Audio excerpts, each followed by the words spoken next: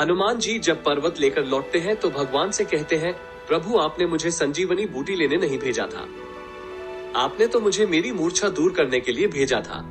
सुमिरी पवन सुत पावन नामू, अपने बस करी राखे रामू। हनुमान जी ने पवित्र नाम का स्मरण करके श्री राम जी को अपने वश में कर रखा है। प्रभु आज मेरा ये भ्रम टूट गया कि मैं ही सबसे बड़ा भक्त राम नाम का जप करने वाला हूँ। भगवान बोले कैसे?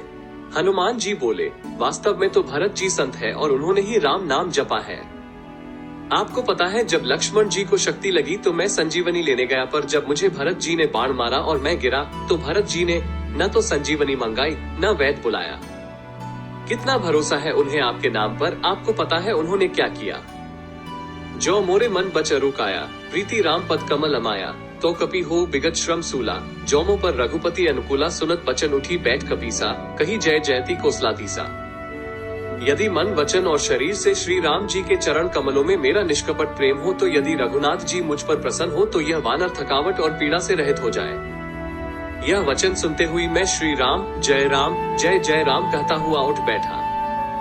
मैं नाम तो लेता हूँ पर भरोसा भरत जी जैसा नहीं किया, वरना मैं संजीवनी लेने क्यों जाता। बस ऐसा ही हम करते हैं, हम नाम तो भगवान का लेते हैं पर भरोसा नहीं करते। बुढ़ापे में बेटा ही सेवा करेगा, बेटे ने नहीं की तो क्या होगा? उस समय हम भूल जाते हैं कि जिस भगवान का नाम हम जप रहे हैं वे है ना, पर हम भरोसा नहीं करते। बेटा सेवा करे न करे पर भरोसा हम उसी पर करते हैं। दूसरी बात, प्रभु बाण लगते ही मैं गिरा, पर्वत नहीं गिरा, क्योंकि पर्वत तो आप उठाए हुए थे और मैं अभिमान कर रहा था कि मैं उठाए हुए हूँ।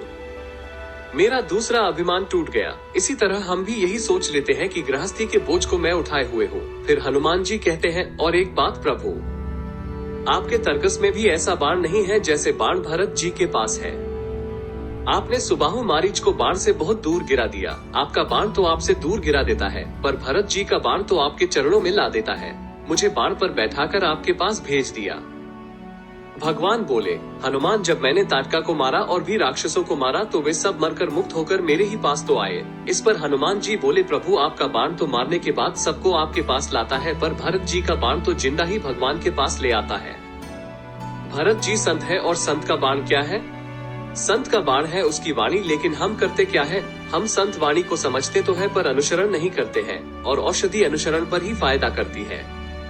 हनुमान जी को भरत जी ने पर्वत सहित अपने बाण पर बैठाया तो उस समय हनुमान जी को थोड़ा अभिमान हो गया कि मेरे बोझ से बाण कैसे चलेगा।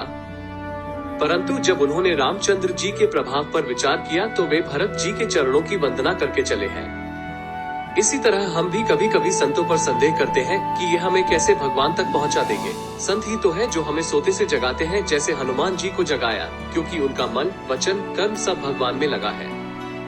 आप उन पर भरोसा तो करो, तुम्हें तुम्हारे बोझ सहित भगवान के चरणों तक पहुंचा देंगे। सियावर रामचंद्र की जय, पवन सुत हनुमान की जय।